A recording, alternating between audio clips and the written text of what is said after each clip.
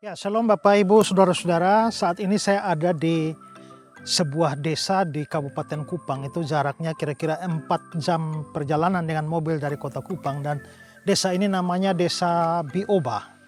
Dan Bapak Ibu, selama beberapa tahun ini saya bersama dengan GKY Revival Kupang maupun juga Yayasan Karya Bakti Esrasoro menaruh perhatian untuk pelayanan di desa ini. Dan di sini kami membangun sebuah sekolah ya untuk anak-anak SD, sekolah berasrama, dan juga mau membangun sebuah gedung tempat ibadah untuk orang-orang Kristen di tempat ini.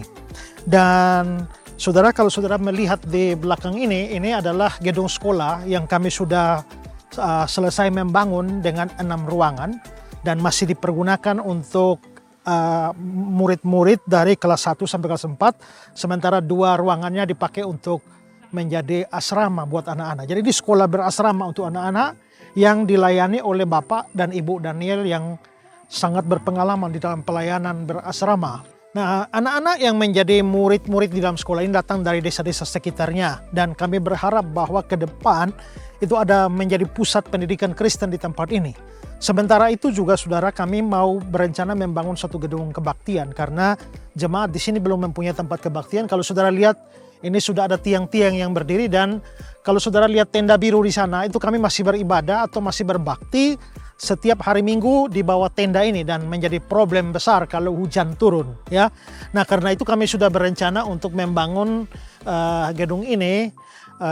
Mulai minggu ini kita sudah membangun dengan tiang-tiang ini, dan setelah itu tahap berikut akan atap supaya jemaat bisa beribadah di tempat ini ya. Nah, ini kami dari Kupang bersama-sama dengan jemaat di tempat ini, dan pembangunan segera kami percepat karena dalam cuaca hujan semacam ini kasihan kalau jemaat berbakti lalu harus kehujanan. Nah, karena itulah saudara-saudara, saya Pendeta Esrasoro, saya meminta dukungan saudara-saudara semua, dukungan doa, dan kalau Tuhan menggerakkan saudara untuk ambil bagian di dalam pembangunan gedung kebaktian ini, saudara bisa menyalurkan dana bantuan saudara untuk pelayanan atau pembangunan gereja gedung kebaktian di Desa Bioba ini. Di layar saudara ini ada nomor rekening dari Yayasan Karya Bakti Esrasoro. Silakan saudara berdonasi di sana dan memberikan catatan untuk pembangunan gedung ibadah di Desa Bioba, Kabupaten Kupang ya.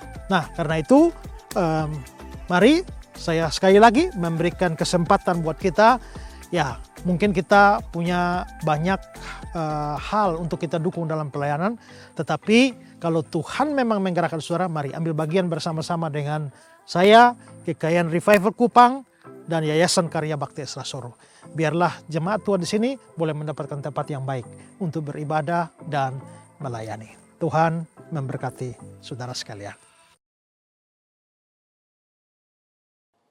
Sejak kapan Allah Bapa meninggalkan Yesus? Apakah dimulai saat peristiwa penangkapan atau hanya saat di atas kayu salib? Silakan Pak Esra. Hanya di atas salib. Kenapa? Karena waktu Yesus, dan bukan seluruh salib. Ya, kita bisa lihat momen tertentu, karena waktu dari kayu salib Yesus masih bilang begini, ya Bapa, ampunilah mereka karena mereka tidak tahu apa yang mereka lakukan. Berarti pada waktu itu Yesus masih berdoa kepada Bapa, minta pengampunan kepada orang-orang di bawah salib itu. Relasi dia dengan Bapa masih bagus. Setelah itu baru terjadilah perpisahan. Ya, terjadilah perpisahan itu, makanya dia berteriak, Eli, Eli, ya Allahku, Allahku. Tidak lagi bilang Bapa, tapi Allahku. Ada perubahan. Waktu sebelumnya, lihat ya Bapa, ampunilah mereka karena mereka tidak tahu. Di ujung, ya Bapa, ke dalam tanganmu kuserahkan nyawa. Bapa, Bapa. Tapi waktu di tengah teriak, Eli, Eli lama sabatan. Ya Allah. Berarti kita bisa lihat momen peninggalan Yesus oleh Bapa itu terjadi di salib, tapi tidak seluruh waktu. Hanya pada momen tertentu itu saja. Oke,